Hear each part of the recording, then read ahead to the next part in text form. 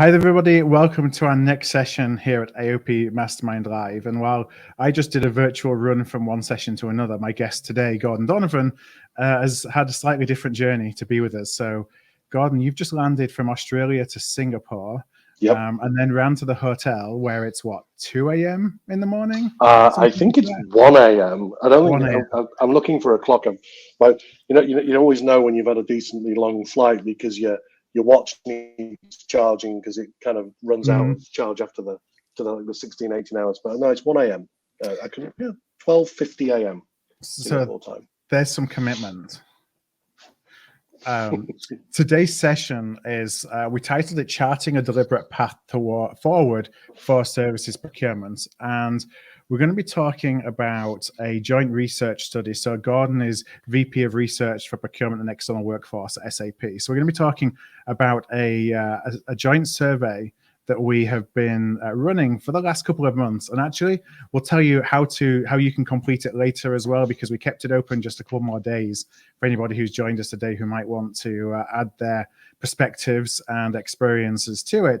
But it's all around how do we as a procurement team, how are we involved in services procurement, and how do we think about services procurement. So what we're going to do is we do have a few slides lined up for this session that we're going to talk to in terms of results. But while we're getting those on screen, Gordon, how about you just share a little bit about the research process and what we were trying to understand as we put this survey out there? Yeah, sure. I mean, we're trying to understand, I guess, the differences between goods and services procurement in the way that people, I guess, source it, yes, but also order from it. Because for me, one of the big things that I used to always tell my category teams, and my background is procurement practitioner. This is like 35 years in procurement. I used to tell the teams, you've got to really consider how do you want people to buy from the contracts that you put in place, and then think about how does the technology get deployed to buy from them. So we wanted to understand the sourcing of it, how people go about buying from them. What's the nature of the way that they buy from them? So not just the technology, but things like the pricing schedule, the contractual structures, all of these different things to understand how differently do people take services as opposed to goods. And ultimately, I was chatting with Pierre Mitchell from Spend Matters earlier this year, and we were talking about is this going to be a way they're going to be segmenting? So are you going to segment goods and services and have two different programs? Right. Looking at goods and services. So we're also trying to understand that as well. Yeah, which is interesting because we've gone on this path to try and bring procurement together from being direct procurement over here and services procurement over there to then maybe, well, was that the right thing? And are we going to go and split off into two kind of separate, not necessarily functions, but ways of managing the spend? And I think it's also interesting as category management matures beyond just a sourcing approach, that one of the ways it's going to mature is it's probably going to need to be segmented into the different various subcategories, because especially if like nearshoring does take off or reshoring takes off and friendshoring takes off and all of those types of things, and we're seeing the momentum is gaining in that, then do you separate the goods from the services part of that? Do you have a different approach? So instead of bundling everything together, which was probably driving a more of a global approach, when you think about if you're trying to drive a more local approach, then actually unbundling and thinking about, well, actually buying certain things from certain parts of the world because that's a commodity price that you have to buy, and it's only produced in certain parts of the world. Whereas opposed to the services element of that is being different. So potentially that's another thing that we're kind of thinking that might happen based on the research that we're doing, not just here, but in lots of other places. So let's, if Kelly, maybe you can bring the slides on screen and we can start to go through. Here we go. Thank you. So we can start to look at some of the results. And so I'm going to read out the answers as well, the questions and the answers for everyone who's just listening rather than watching the conversation. The first question that we wanted to show here was, how would you best characterize your relationship with stakeholders across services-based categories? 41% said it depends on the stakeholder. 24.1% said we own strategy. This is procurement. We own strategy and development. 18.4% said we execute the stakeholder strategy. And 16.5% said our role is really mostly tactical and transactional.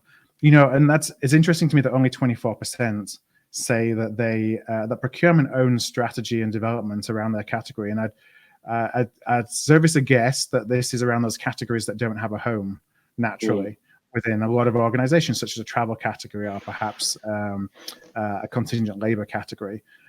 Were you surprised by this finding? I was a bit. I think there was a future purchasing report last year about category management, and it said in it, let me get this right, I think 80% of the respondents stated that the stakeholders didn't know their role in category management. Yeah. And only 20% had agreed, which makes sense, only 20% have agreed clear objectives for those categories with those stakeholders. So depending on the stakeholder bit, again, suggests, does everybody understand how all of the processes kind of flow and sit together? I would say is probably one thing that jumped out at me. So the linkage back to that is, I think, important. It's not necessarily wrong that it depends on the stakeholder. I think when you start reading it though with some of the other pieces of research that we've got around like where and how decisions are made, it does kind of make me go, how early is procurement getting involved in some of these strategy pieces? Is it really a case of the decisions around what you're going to do with this are kind of made with procurement not in the room, and then procurement becomes an execution function, which is problematical, I think. Yeah, and at least 35% are admitting to the role of being either we executing the stakeholder strategy or we're mostly tactical and transactional. I'd imagine that for the 41% that said it depends on the stakeholder, a lot of the categories there are probably fitting into the same bucket too. Yeah, so you could probably make a call to say it's 50-50 in terms of owning strategy and development of stuff for things that probably go across multiple stakeholders. There's no natural home, and a lot's going to depend on your operating model as well. I think with this, if you've got a centralized model as opposed to a center-led model, then you've got a lead buying agency, for instance. I'm going back 20 years now to lead buying agencies, but that could also have an impact in this as well, I think. Kelly, if we could go to the next one, please. Let's see if the slide changes here. So here we go. So who's the primary decision maker regarding which activities are kept in-house versus buying externally? So the make-buy decision, who's making the make-buy decision? 33.8% budget holders, 29.7% cross-functional teams, 25.6% C-suite and executive teams, and 10.9% procurement being the primary decision maker in a make versus buy. I think what's interesting to me here would be, how often is procurement even involved in the process of a make or buy? And that goes to early involvement versus we've already made the make versus buy decision, and now we're going to come to you, procurement, to help us execute on that. Yeah, so it becomes this tactical execution piece. And it's interesting if you looked at the Deloitte CPO report, there's some parts in there that talk about where does procurement think it can add the most amount of value. And I think the second or the third one was make versus buy decisions, was in-source outsourcing, which was like, whoa, okay, so there's a disconnect. Because we can bring all the data to play. Yeah, to we can bring the data. We could almost play the honest broker thing. We don't necessarily have the skin in the game. We're not as close to it maybe as some of the budget holders who are seeing these kind of things. I think it comes to, you spoke with my boss, Barbara, earlier this year, and it was looking at the Economist survey that we did, and it was about decoding confidence. And one of the issues that the Economist survey brought up was the way that procurement collaborates with the rest of the organization. So I'm seeing that the answers to some of the things that we're seeing here about the early involvement, I think is possibly because of the collaboration issues in terms of how well procurement collaborates with the rest of the business. That's what I'm kind of reading between the lines and adding 2 or 3 different research pieces together to kind of come up with this. Interestingly, from an in-source outsource thing, I think I was surprised that the C-suite executive team wasn't higher up than that. I would have thought that it would have been close between C-suite and budget holders, and maybe that's where the cross-functional team piece comes in. Maybe it's that, but that's what I was thinking, because when we asked the question, I think in the Economist one, and it was around what are the drivers of contingent labor? And you mentioned, contingent labor programs earlier, and in-source outsourcing is a primary driver of that. The expectation that you're going to see a lot of flux between in-source and outsourcing as people became aware of what was actually core and what wasn't core. And so the kind of almost the flipping round. And I think the first time you outsource something, it's a labor contract. And then when you renew the contract, it's a services contract. And I can almost see this mindset change in procurement leaders. It's funny, I smile because I was involved heavily in outsourcing, and that first contract is often a lift and shift. It's we do this here, let's do it. Let's take advantage of labor arbitrage, or this is just a non-core area of spend to go and do it somewhere else. And then once you go through the RFP process, and the providers will give you all these different wonderful ways that you can do it more effectively. But the focus is, I just want to take what I've got here and put what I've got there. And then it's only through that evolution that you then realize, actually, I could be doing this, and I start focusing on outcomes as opposed to, work effort. And we're going to talk about that as we get into some of the other survey results. But Kelly, if you could just pop us on to the next question. So the next one is, how is the determination typically made about how strategic each service is? Almost 50% said the impact, we determine the strategic nature of a service based on the impact of key corporate initiatives. 28.6% said contract value, 13.5% said category value, 7.9% said proximity to end customers, and we had 2.3% based on the number of people delivering the services. The category value and the contract value, that to me is just spend. We look at it as being high spend, and therefore it's strategic. Yep. What stands out to me is that 7.9% of proximity to end customers is the primary measure of how strategic something is in only less than 8% of cases. Which surprised me massively, I'll be honest. I mean, in the industries I've worked in multiple industries, but in rail and health, which were the kind of the last two industries that I worked in, that was the primary decision maker. It was how close to the customer was this? Because if the customer touched this and felt this, then actually this is core business. This is a highly strategic business. And it changed the nature of what some of those services were. Cleaning became a strategic concern, which for many industries it might not be. It might be seen as an aftershock.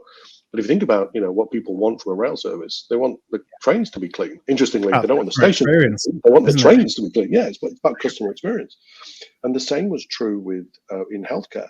When you're thinking about there's two different types of cleaning. There's the front of house cleaning and back of house cleaning. The back of the house cleaning goes to where the patient is. So anything that's going to the patient, whoa.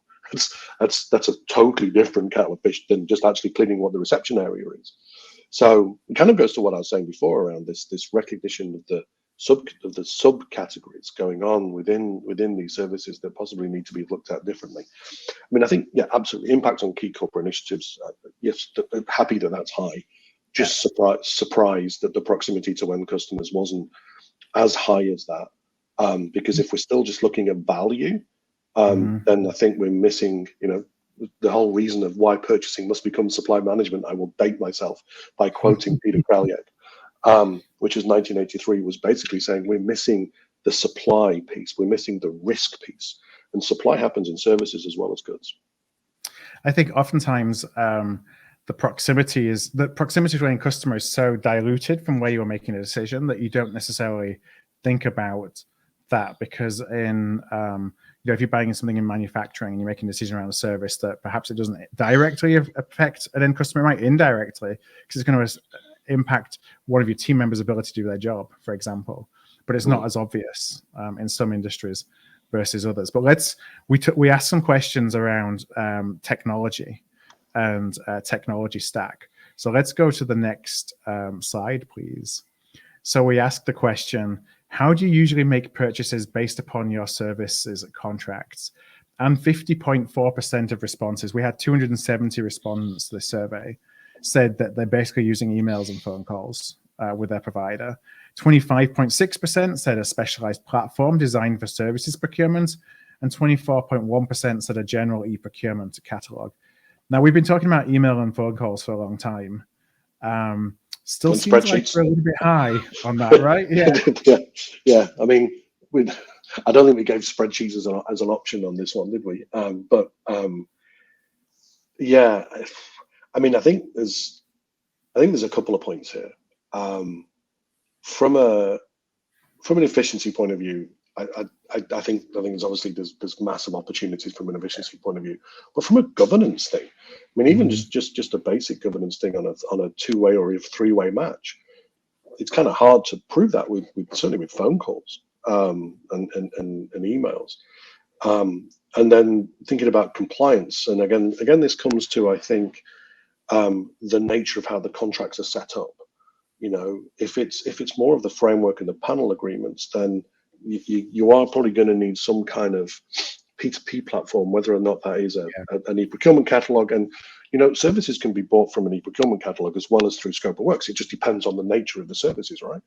You could have defined logistics things done via an e-procurement catalog. I've done that before now, because it's set rates and it's set distances. It's like you're ordering a good in many ways.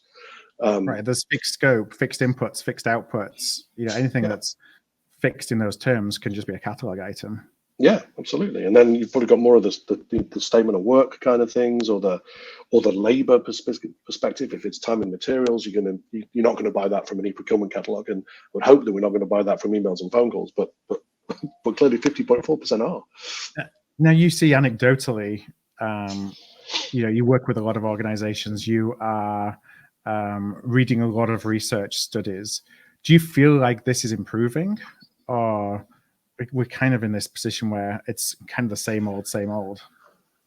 I think where we are at the moment is what I call kind of you've got digitization and digitalization, and I kind of separate the two as digitization is digitizing existing processes.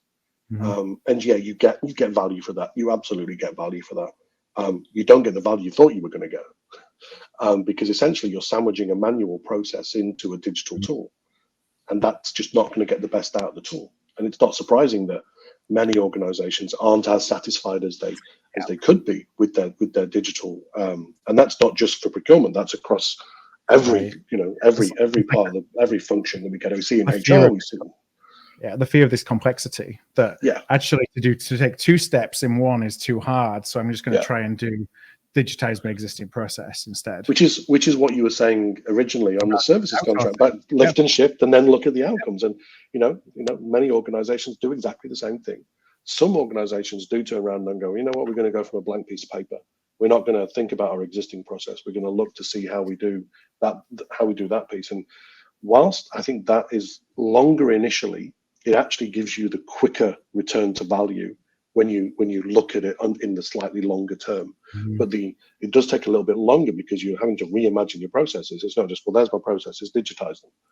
And you're tweaking around and you're doing a lot of works. But as I think organizations move more towards the cloud, and you're taking the cloud upgrades as they come through, any kind of reworks or special works you want doing means that every time there's a new update, you've got to go back in and redo it. And I think that's where we're starting to see, and that's what the research reports are telling us. And this isn't just an SAP thing, but this is what the research reports are telling us, is that organizations are beginning to go, you know what, let's if I can steal from Stephen Covey, begin with the end in mind. Let's think about what the outcome looks like, and then think about how the digital tool will do that. And what organizations are doing now, I think, is they're moving to that digitalization or digitization 2.0, if you like, but that digitalization to take best advantage of it. So that's what we're seeing. And let's just go into the next one, which is also on technology. Before we have a couple around pricing and performance. The pricing and performance ones are ones that I found really fascinating. But on the technology, we did ask, what technology do you primarily use to source services? This goes all the way back to when we talked about at the beginning. Are we splitting the way that we buy goods from services? And so 36.8% answered that they're using the same technology to source services versus sourcing goods. 24.4% said we do not use a consistent tool or platform for sourcing services. This is where we got our spreadsheets in. 20.7% spreadsheets and documents, which is almost 18%. You could argue those two are the same. I'd say 45% are probably spreadsheets or something else, right? Emails. Yeah, 18% a specialized platform designed for services sourcing. Do you see that more organizations are starting to use more specialized platforms for services sourcing, or is it a case on that whole lift and shift thing? It's let's go P2P and do something that touches everything, and then once we've got that in place, we'll start to think maybe we need something that's a bit more fit for purpose for technology. Sorry, for services, for buying services. I think it comes down to recognizing how you want people to buy from the contracts that you put in place. That's then going to determine the way that you go about and source them. Because you might decide to put a broad framework in place and then mini bid every single time, in which case then you need the ability to kind of run these mini bids, between the panel contracts, if that's the way that you're going to do it. You may decide to auction it. If you're going to auction it, then that could potentially be the same one as the goods. And in fact, there was an auction report I was reading, wasn't from SAP, I can't remember who it was from now, but it was actually saying the most auctioned category was services. And certainly the first e-auction I ever ran back in, yes, it was a long time ago in a country far, far away. And that was engineering consultancy services. Yeah. So services, can be auctioned as well as goods. Why do services lend themselves so well to e-auction? I think it's because in many ways you can put a real scope of work out and get pricing based on that scope of work. Yeah. And it gives people the opportunity, suppliers the opportunity, as well as stakeholders the opportunity to make a conscious choice between and I was having this conversation with somebody the other day, a unit rate versus a total cost. Yeah. And you're playing, and either are fine, right? Unit rate, where you're going to be paying, maybe getting more junior levels of staff, but it's going to take longer and there's going to be more of them, versus paying more for somebody, but knowing it's going to be less. And sort of comparing those kind of two pieces, it allows suppliers to kind of flex in how they're going to respond back based on what the rest of the market is doing. So auctions do give that kind of thing to be able to drive some pretty substantial savings in services, as well as giving an immediate, if it's run the way that auctions should be running, in my opinion, gives an immediate response and immediate feedback to the suppliers as well, which I think is pretty critical. Yeah, certainly speeds up the process as well. Yeah. All right, let's go into pricing and performance. So we asked, what is your preferred pricing mechanism for buying services? 40.6% said fixed cost, which is paid based on the achievement of milestones. 21.8% said time and material. 19.2% say fixed cost with bonus and penalty mechanisms tied to performance. And 18.4% said fixed cost paid on a time-based schedule. Now, I think this shows a huge opportunity for procurement, for improvement, because less than 20% are actually putting bonus and penalty mechanisms in place tied to performance. The rest really is suggesting, we are buying for work for the, not for an outcome, but we're buying for work to be performed, and that there isn't that much governance around performance that's tied to what that contract looks like. And I think we're missing the incentivization and the innovation piece as well. Yeah. We talk about wanting to incentivize and do supplier innovation. I think pure fixed cost doesn't necessarily allow you to do that. There needs to be some kind of incentivization in there for overperformance, and it should be tied down to the benefit of overperformance. You don't want to pay for overperformance if it's not giving you any benefit, but then that benefit, in my opinion, should be shared, and that needs to be kind of defined up front. But also, if you're thinking of different ways of working, you don't want to be asking the suppliers to be innovative, and then either claiming all of that value back, or a fixed cost doesn't necessarily allow someone to go, well, I'm not going to be innovative in the way that I do this. It also, I think, can potentially drive issues when people are doing things for a price, and then anything that they can get to get that price lower, that fixed cost lower, because they're going to get paid $100 for doing this thing no matter what. if I can get it done for 75 instead of what I thought it was going to be for 80, well, then I'm getting $5 extra in my pocket. And that doesn't allow, I think, for that flexibility and collaboration between buyers and suppliers that for certain contracts and certain categories is needed. Yeah, I think this takes it. It lends us to buying transactionals. We're looking at a buyer and a seller relationship, as opposed to, as you said, more of a collaborative and outcome-driven. I know that you are doing some work and have done some work with Kate Vitasek and what she has built around vested and the idea of you really buying for outcomes and your incentive for outcomes. Even without going that far, tying bonus and penalty mechanisms into the contract is at least a first step along that line. And Kelly, I'll just ask if you can bring up the next slide because this ties into it. The last question that we're going to share today is around what risk versus reward mechanisms do you build into contracts, when you were building risk and reward into a contract. 51.1% said fee reduction if service levels, outcomes, etc. are not achieved. 21.4% said gain share for savings or additional value provided. 7.9% said a bonus for efficiency gains. 19.5% said other. What I wanted to tie in here is that over half, when there is risk and reward mechanisms in a contract, are actually just risk on the side of the provider, as opposed to there being some mutual benefit of hitting and achieving outcomes. And I think this, we read these last two pieces together because what I think it also drives is an approach in the specifications or the scopes of works. If you need it to be fixed cost and there's only a fee reduction if things aren't met, then that specification has got to be incredibly detailed. And the risk is 100% with you as the buyer.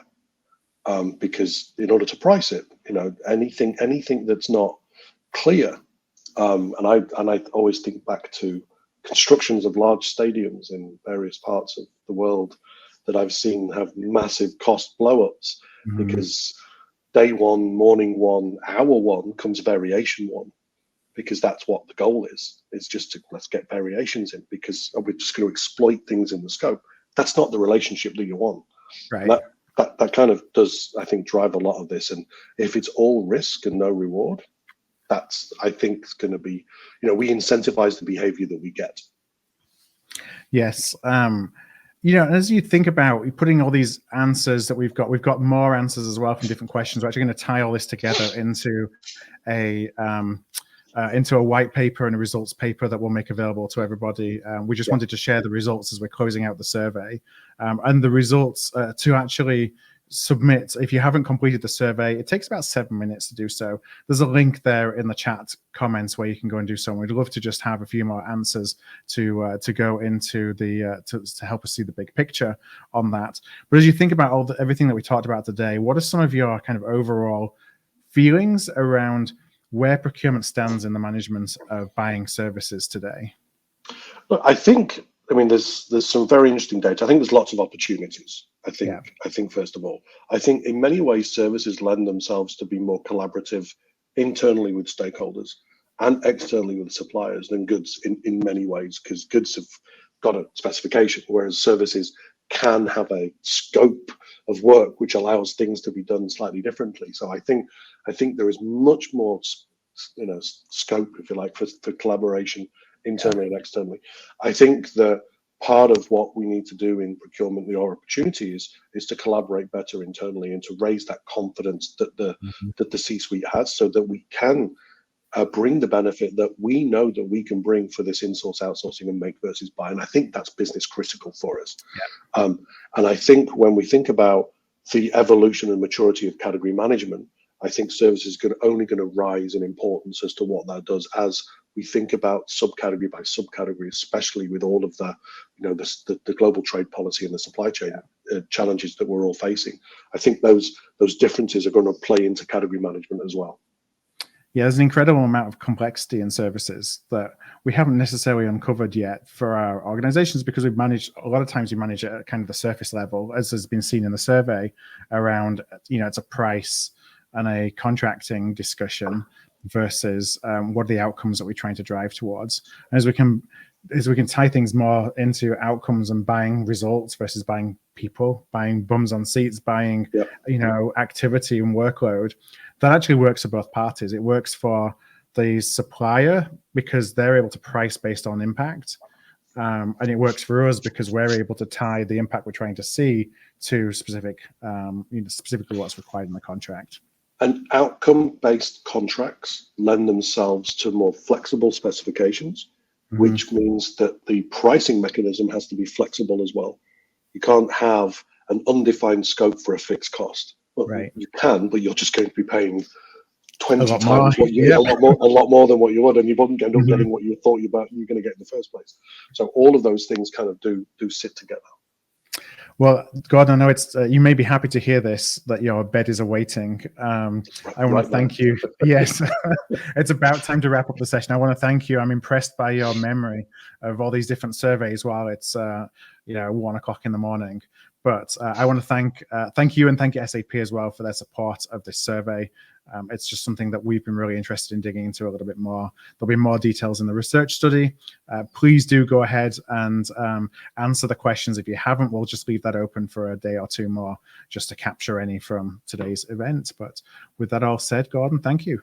No, thank you. It's been fun, and hopefully people go and take a look at the survey, they complete it, and then I'm looking forward to the report when it comes out as well. Yeah. All right, so our next session is going to start in about 4 minutes' time. Interesting, one of the surprising things we found in the research, we haven't touched on it in the conversation today, was around diversity and the role that services can play in managing your diverse spend. And our next session is on how do we help drive supply diversity and ESG initiatives within our organization. So Kelly is going to be hosting that one. It's going to be 4 minutes' time. You can go back out to the lobby, find that session, and we'll be with you again shortly. With that said, thanks everyone for joining us. Thanks again, Gordon. Cheers. Talk soon.